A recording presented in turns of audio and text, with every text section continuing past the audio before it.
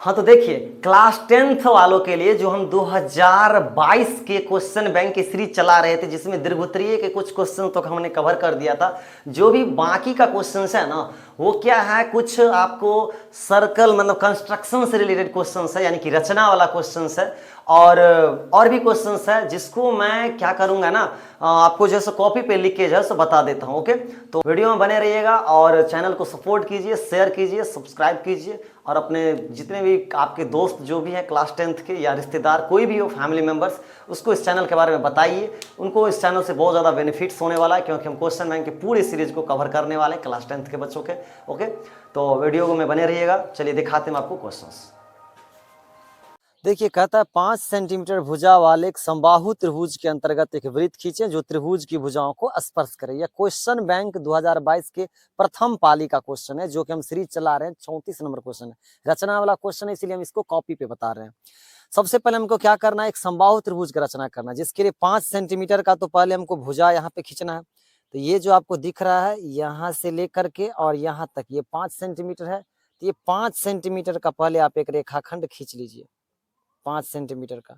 जैसा कि आप देख रहे हैं कि 5 सेंटीमीटर का हमने क्या किया, रेखाखंड खींच लिया। अब रेखाखंड खींचने के बाद क्या करना है, ये 5 सेंटीमीटर का आप चाप ले लीजिए, यहाँ से लेकर के और यहाँ तक जो 5 सेंटीमीटर है, ये प्रकार से पटरी से स्केल से जो है 5 सेंटीमीटर का आप क्या कीजिए, एक ये 5 सेंटीमीटर दिख रहा है, 5 सेंटीमीटर आपको दिख रहा होगा, ये देखिए यहाँ पे ये 5 सेंटीमीटर है ना। तो ये 5 सेंटीमीटर का क्या करना है, इस बिंदु से इस बिंदु को नाम दे देते हैं, यहाँ पे दे देते हैं ए और यहाँ पे क्या देते हैं बी। हम पेन से बना रहे हैं, आप लोग पेंसिल से बनाइएगा। इस बी बिंदु से हम क्या करते हैं, यहाँ से 5 सेंटीमीटर का एक चाप काट देते हैं और यहाँ ए बिंदु से भी जो है सो हम यहाँ पे क्या करते हैं, एक चाप काट देते हैं। और जहाँ पे मिला यहाँ पे बिंदु दे करके और इस बिंदु को ए से इस बिंदु को बी से मिला देंगे, तो हमारे पास क्या आ जाएगा, समबाहु त्रिभुज आ जाएगा। तो हम क्या करते हैं, यहाँ से मिलाने की कोशिश करते हैं। इसको आराम से रचना है तो आराम से बनाना पड़ता है इसको। ये इधर मिला दिए और यहाँ पे भी इधर हम मिला देते हैं। ये आपका ये मिल गया, इस बिंदु का नाम दे देते हैं हम सी। तो ये 5 सेंटीमीटर का भुजा है, ये भी 5 सेंटीमीटर का भुजा और ये भी 5 सेंटीमीटर का भुजा होगा। सारी समबाहु त्रिभुज होगी। अब समबाहु त्रिभुज के बाद बोलता है उसके अंतर्गत, यानी कि इसके अंदर में एक वृत्त खींचना है, यानी कि इसके अंदर में एक वृत्त खींचना है जो त्रिभुज की भुजा, ये एक भुजा, दो भुजा, तीनों भुजा क्या करे, टच करे वृत्त जो खींचेंगे। तो इसके लिए क्या करना पड़ेगा, ये जो कोण ए है और कोण बी है, इस दोनों का आप पहले समद्विभाजित कीजिए। समद्विभाजित करना बड़ा ही आसान है। एंगल ए, ये जो ए बिंदु है, यहाँ से आपको जितना बड़ा मन होता है चाप काटने का, उतना बड़ा चाप काट लीजिए। आप इतना बड़ा आप चाप काट लीजिए। यहाँ से हमने ये चाप काटा, देख रहे हैं आप, जितना इसको आप जितना भी फैला सकते हैं। उसके बाद आप क्या कीजिए, यहाँ से जो है एक बार इधर काट दीजिए और एक बार जो है आप क्या कीजिए, इधर काट दीजिए। अब काट दिए, जहां पे कट गया वहां पे यहाँ पे आप एक बिंदु दे के और ए बिंदु को इससे जो है सो डॉट डॉट करके आगे बढ़ा दीजिए इसको। आप ये जो ए बिंदु है ना, ए बिंदु से जो है इसको आप डॉट डॉट करके जो है इसको आगे बढ़ा दीजिए। इस ए बिंदु को डॉट डॉट करके आगे बढ़ा देना है। अब बी बिंदु से जो है क्या करना है, बी बिंदु से भी जो है इसको समद्विभाजित करना है।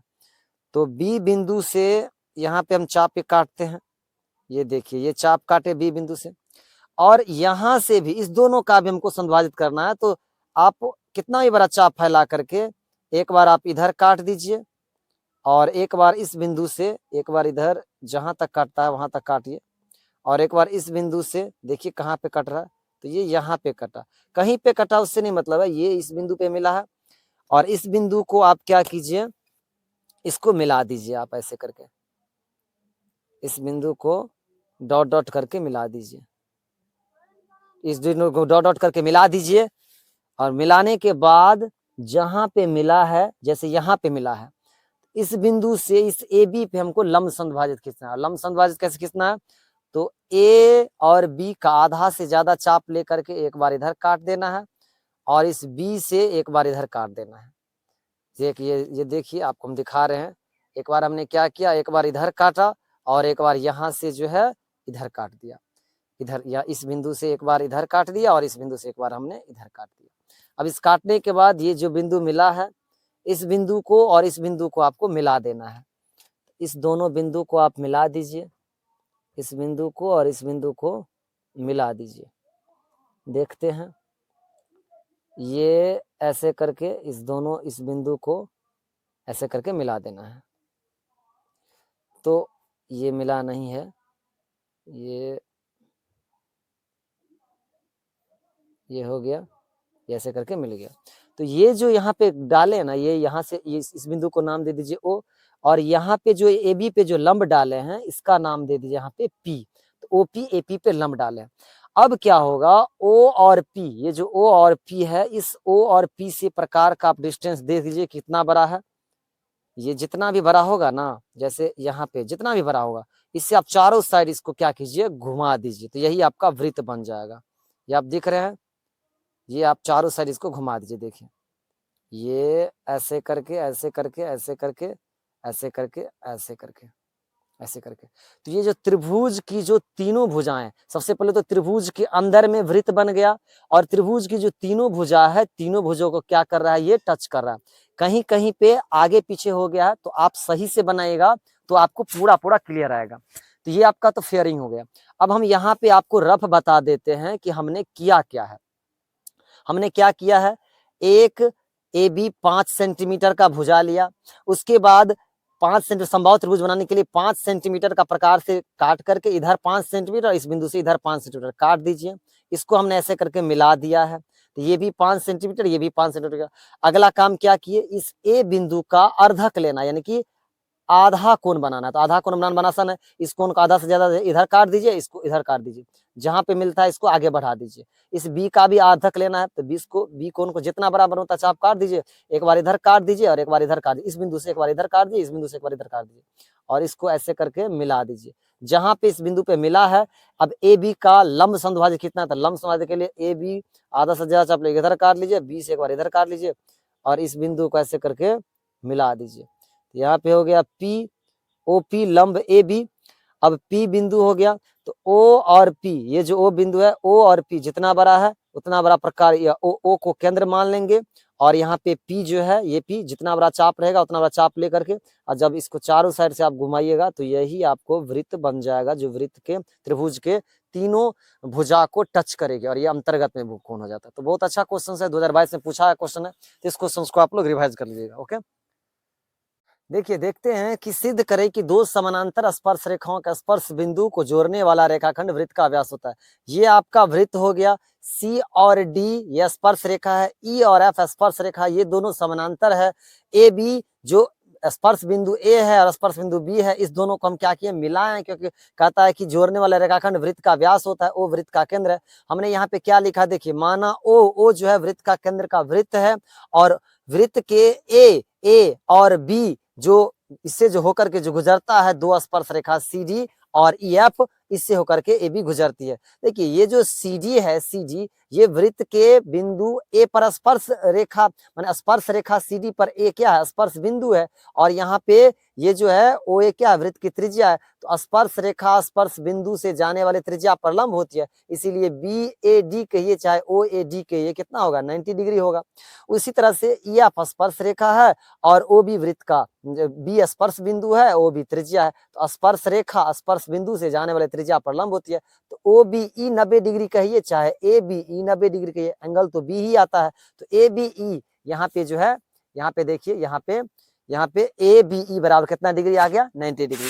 अब यहाँ पे सवाल में दे दिया गया था कि, सवाल में क्या दे दिया है, यहाँ पे देखिए, सवाल में दिया है कि दो समानांतर स्पर्श रेखा, यानी कि CD और EF समानांतर है, ये सवाल में दे दिया है। तो यहाँ पे हमने क्या लिखा है कि CD और EF समानांतर है, जो दिया है। तो जब दिया है, जब CD और EF समानांतर है, तो समानांतर जो है, तो दोनों एंगल तो बराबर थे, BAD और 90 डिग्री। तो यहाँ पे BAD यानी कि इस कोण की बात कर रहे हैं, और ABE इस कोण की बात कर रहे हैं। ये कोण और ये कोण क्या हो जाएगा, एकांतर कोण से बराबर हो जाएगा।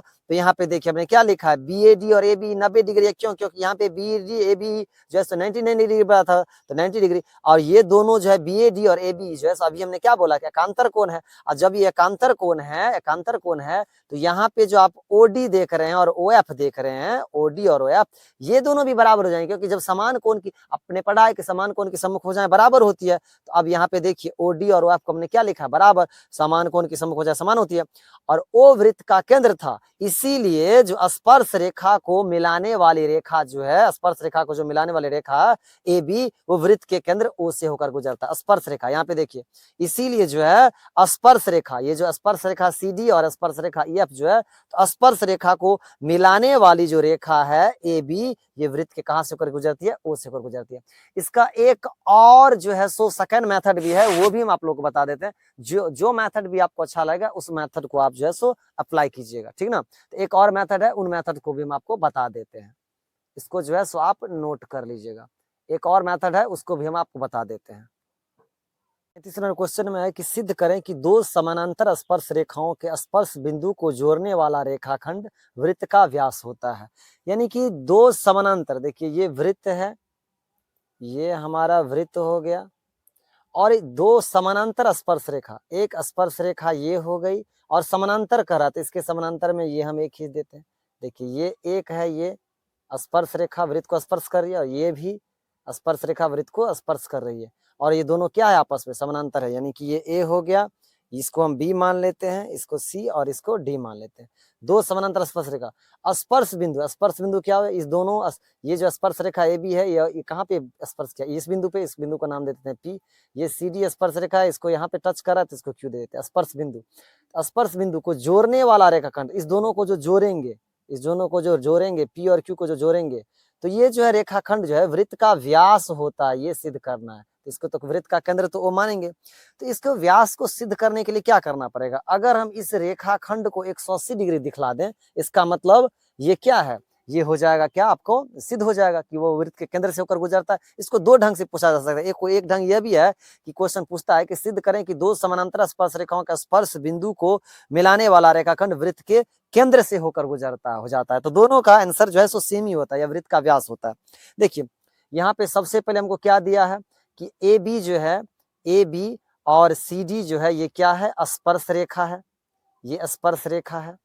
और उसके बाद ये AB और CD आपस में क्या है, समानांतर भी है। और उसके बाद P और Q क्या हो गया, P और Q क्या हो गया, स्पर्श बिंदु, ये स्पर्श बिंदु है। इतना हमको सवाल में दे दिया है।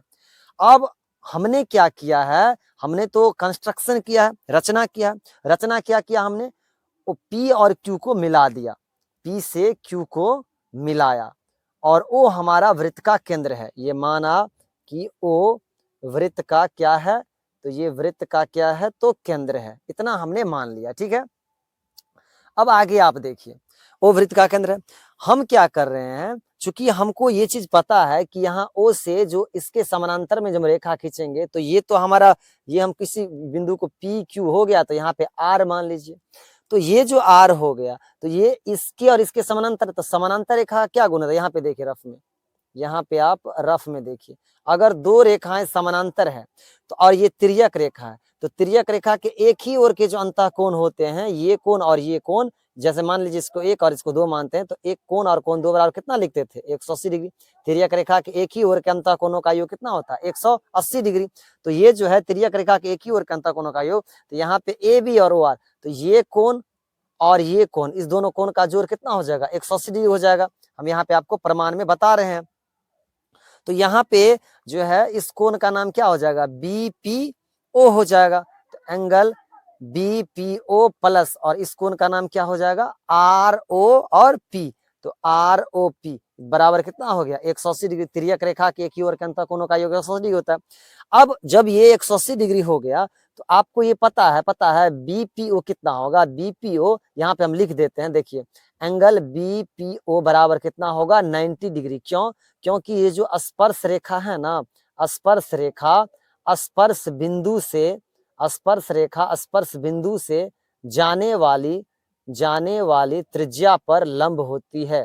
त्रिज्या पर क्या होती है, लंब होती है। ये आपको थ्योरम पता है। ये आपका स्पर्श रेखा है, स्पर्श बिंदु P है और OP त्रिज्या है, इस पे क्या हो जाएगा लंब। तो ये आपको वो BPO 90 डिग्री होगा, तो BPO के स्थान पे आप 90 डिग्री लिख दीजिए। यहाँ पे ROP बराबर 180 डिग्री हो गया और ROP बराबर 180 माइनस 90 यानी कि कितना ला दिए 90 डिग्री। अब ROP आप 90 डिग्री जब ला दिए इस कोण का, तो इसी प्रकार से आप ये जो एंगल है इस कोण को भी आप क्या लिख सकते हैं 180 डिग्री, किसको ROQ को। क्यों? क्योंकि भाई साहब OR और CD भी तो समानांतर होगी ना, फिर ये भी तो 90 डिग्री हो जाएगा ना, तो ये 90 डिग्री हो जाएगा तो ये भी कितना हो जाएगा 90 डिग्री।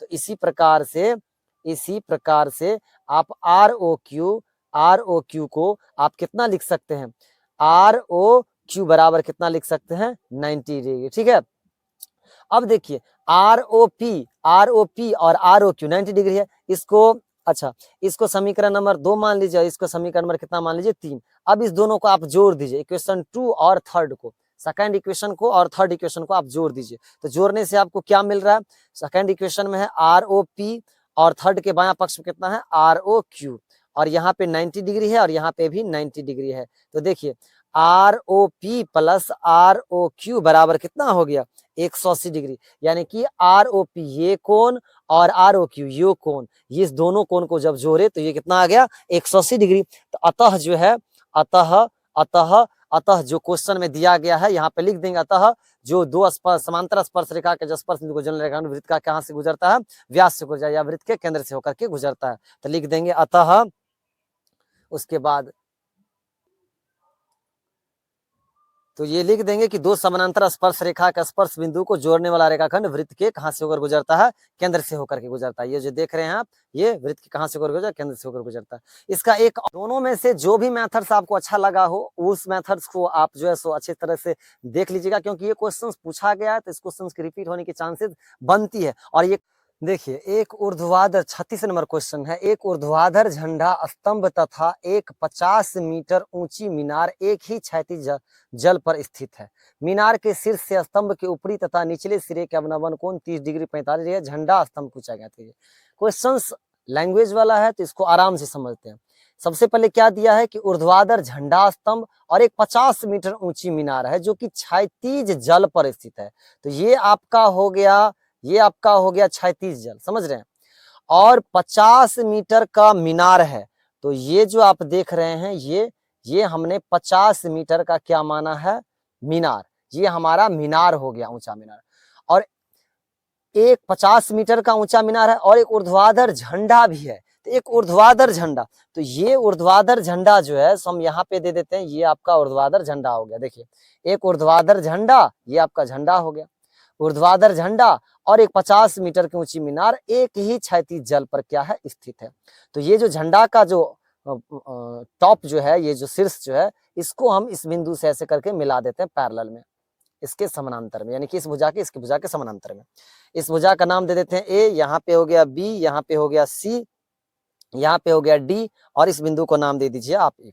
उसके बाद क्या कहता है मीनार के शीर्ष से, तो देखिए ये मीनार का शीर्ष है ऊपरा भाग, मीनार के शीर्ष से स्तंभ के, यानी कि ये झंडा का जो स्तंभ है, स्तंभ के ऊपरी और निचले सिरे का अवनमन कोण 30 और 45 है। मतलब मीनार के ऊंचा वाला भाग, मीनार के शीर्ष वाला भाग और स्तंभ के शीर्ष वाला भाग का अवनमन कोण, ये अवनमन कोण, ऊपर से जब नीचे की ओर देखते हैं तो अवनमन कोण बनता है, आपको बताया गया। तो अवनमन कोण के लिए तो हमको क्षैतिज स्तर चाहिए, तो ये हम आपको क्या करते हैं क्षैतिज स्तर बनाते हैं। तो ये जो हमारा अवनमन कोण बन के आया है वो ऊपरा वाला कितना है 30 डिग्री, और इसी मीनार के शीर्ष से ये जो झंडा है, इस झंडा के निचले सिरे का अवनमन कोण कितना है, ये आपका हो गया 45 डिग्री, यानी कि यहां से लेकर के यहां तक हो गया 45 डिग्री। तो देखिए क्या होता है, ये भुजा और ये भुजा समानांतर हुआ, जिसके वजह से ये कोण और ये कोण एकांतर कोण से बराबर हो जाएंगे, तो ये हो जाएंगे कितना डिग्री 30 डिग्री, और ये भुजा और ये समानांतर हो गए, ये तिर्यक रेखा हो गया, तो ये 45 डिग्री, तो ये भी कितना हो जाएगा 45 डिग्री एकांतर कोण से। अब ये 90 डिग्री है, ये 90 डिग्री, क्योंकि ये लंब है, क्योंकि ये मीनार है। अब हमसे क्या लिख लेते हैं हम, थोड़ा सा बात क्या क्या लिख लेते हैं यहाँ पे, माना ये ए बी जो है सो हमारा मीनार है, ए बी मीनार है, और सी जो है, ये जो सी जो है ये क्या है, झंडा स्तंभ है, झंडा स्तंभ है। अब देखिए ये जो ए बी है, ए बी का वैल्यू कितना दिया गया है 50 मीटर। उसके बाद ये सी जितना है उतना ही बी डी है, सीई और बी डी का मान क्या है बराबर, और ये बी सी और डी भी आपस में क्या है बराबर है, बी सी और डी क्या हो गया बराबर। अब हम क्या करते हैं, सबसे पहले ये जो ए बी सी दिख रहा है आप 45 डिग्री में ले लीजिए, 45 डिग्री, क्यों, क्योंकि लंब हमको ए बी मिल रहा है और आधार, इससे हमको आधार पता चल जाएगा। तो हम क्या कर रहे हैं, यहाँ पे लिख रहे हैं समकोण त्रिभुज ए बी और सी में, ये दिख रहा होगा आपको ए बी और सी में, तो ए बी सी में कितना लीजिएगा 45 डिग्री, 45 लंब, लंब कितना है ए बी, और आधार, आधार कितना है तो ये बी सी, 45 का मान 1, और ए बी का वैल्यू पता है आपको 50 है, बी सी का वैल्यू नहीं पता है, तो यहाँ से आप बी सी का मान निकाल लीजिएगा, तो बी सी बराबर 50 कितना हो जाएगा 50 मीटर। यानी कि आपने बी सी निकाले, बी सी निकाले इसका मतलब डीई भी आपने निकाल लिया, तो बी सी बराबर डीई बराबर कितना हो गया 50 मीटर, आप ये निकाल लिए। अब हम क्या करते हैं, जो 30 डिग्री का है तो ए डी और डी, डी का वैल्यू आपको पता चल गया 50, तो ए डी आप निकाल लीजिएगा, लंब और आधार की तुलना tan थीटा में करेंगे, तो हम लिखते हैं समकोण त्रिभुज ए डी और ई में, तो यहाँ पे लिखते हैं समकोण त्रिभुज, समकोण त्रिभुज ए डी ई में, समकोण त्रिभुज ए डी में tan कितना लेंगे तो 30 डिग्री लंब, देखिए यहाँ पे ए डी ई में tan 30 में लंब कितना है ए डी है और आधार कितना है डी है, तो हम लिखते हैं ए डी और बटे डी, यहाँ पे लिखते हैं ए डी और अपॉन डी। अब देखिए tan 30 का वैल्यू होता है 1/√3, ए डी का वैल्यू आपको नहीं पता है, और डी का तो मान आपने निकाला है 50, तो यहाँ पे आप 50 लिख दीजिए, तो यहाँ से ए डी बराबर आपको क्या आ जाएगा तो 50/√3 मीटर आ गया, 50/√3 मीटर। एडी का मान आपने निकाल लिया। अब एडी आप निकाल लिया, आपसे क्या पूछा रहा, झंडा के स्तंभ की ऊंचाई। अब यहाँ पे फिगर पे आइए, झंडा के स्तंभ की ऊंचाई कितना है सी। अब सोचिए अगर आप बीडी निकाल लेते हैं, इसका मतलब आप क्या निकाल लेते हैं सी, तो बीडी बराबर क्या होगा, ये बीडी बराबर क्या होगा, ये जो पूरा ए बी दिख रहा है, पूरा ए बी में से जो है आप इस एडी को आप घटा दीजिए, तो क्या बच जाएगा बीडी, तो हमें निकालना है बीडी, तो बीडी बराबर क्या लिखेंगे ए बी और माइनस क्या लिखेंगे एडी। तो यहाँ पे लिखते हैं, देखिए यहाँ पे लिखते हैं हम बीडी बराबर ए बी और माइनस एडी। फिर से दिखाते हैं कैसे लिखे, फिगर में देखिए बीडी, ये जो बीडी है यही निकालना है, क्योंकि सी निकालना है, बीडी निकाल लेंगे मतलब सी निकल जाएगा, तो बीडी बराबर क्या होगा पूरा ए बी, और पूरा ए बी में से एडी को क्या करेंगे घटा देंगे, तो देखिए वही लिखे हम ए बी माइनस एडी। अब यहाँ पे आपको बीडी बराबर ए बी, अब हम इस चीज को दूसरे पेज में लेकर के आपको दिखाते हैं, यही चीज लिखते हैं बीडी बराबर ए बी माइनस एडी। देखिए ये बीडी बराबर ए बी और माइनस एडी, तो बीडी बराबर ए बी का वैल्यू कितना है, देखिए ए बी का वैल्यू हमने कितना निकाल के रखे हैं, ए बी का वैल्यू आपको दे दिया गया है, यहाँ पे देखिए ए बी का वैल्यू कितना दे दिया है 50 दिया है, तो 50 लिखेंगे, और एडी का मान आपने यहाँ पे निकाला है, एडी का मान कितना निकाला है 50/√3, तो लिखिएगा 50 और माइनस 50/√3, तो यहाँ पे हम लिखते हैं 50 और माइनस एडी का वैल्यू 50/√3, तो यानी कि बीडी बराबर आप क्या कीजिए √3, यहाँ पे एलसीएम ले लीजिए, तो यहाँ पे हो जाएगा 50/√3 और माइनस 50, यानी कि बीडी बराबर 50 कॉमन ले लीजिए, तो √3 - 1/√3 हो गया। अब यहाँ पे बीडी बराबर 50/√3 का वैल्यू पता है 1.732 होता है, और अपॉन √3 का वैल्यू 1.732 हो गया, तो यानी कि बीडी बराबर 50 गुने जब इसको घटाइएगा तो 0.732 होगा, और बटा 1.732 हो गया, 3 अंक के बाद 3 अंक के बाद दशमलव उड़ जाएगा, खत्म हो जाएगा, तो यहाँ पे बीडी बराबर हो जाएगा, बीडी बराबर 50 को यहाँ पे गुना कीजिए, देखिए 5 दूना 10 का 0 बराबर, इसको जो है सो आप क्या कीजिए डिवाइड कर दीजिए, जब इस दोनों को आप भागा दीजिएगा तो इसका आंसर आ जाएगा 21.131 मीटर। अर्थात आप यहाँ पे लिख सकते हैं अतः झंडा स्तंभ की ऊंचाई जो कि हमारा क्या था सीई और सीई जो है सो बीडी के बराबर था सी, इसीलिए 21.13 मीटर जो है इसका आंसर हो गया 21.1। देखिए आप यहाँ पे देखिए ये CE और BD जो है आपस में बराबर था, तो यही आपका आंसर हो गया, ठीक ना। 21.131, यही आपका आंसर हो गया, नोट कर लीजिएगा। देखिए 37 नंबर क्वेश्चन में कहता है माध्य ज्ञात, माध्य आपको 18 दे दिया गया और अज्ञात बारंबारता, यानी कि यहाँ पे जो f है इसको आपको ज्ञात करना है। तो आप इसका हल कैसे बनाइएगा, तो यहाँ पे आप लिख लीजिए वर्ग अंतराल, वर्ग अंतराल के बाद आप यहाँ पे लिखिए बारंबारता, जो बारंबारता को आप f से दर्शाते हैं। बारंबारता के बाद आप यहाँ पे लिखिएगा वर्ग चिन्ह, और वर्ग चिन्ह को हम लोग xi से दर्शाते हैं, और ये जो fi और xi है इसको यहाँ पे गुना किया जाता है। वर्ग अंतराल कितना है, 11 से 13 है, फिर यहाँ 13 से 15 है, 15 से 17 है, 17 से 19 है, 19 से 21 है, 21 से 23 है, और 23 से 25 है। बारंबारता यहाँ पे दिया 7, 6, 9, 12, F 5 और 4।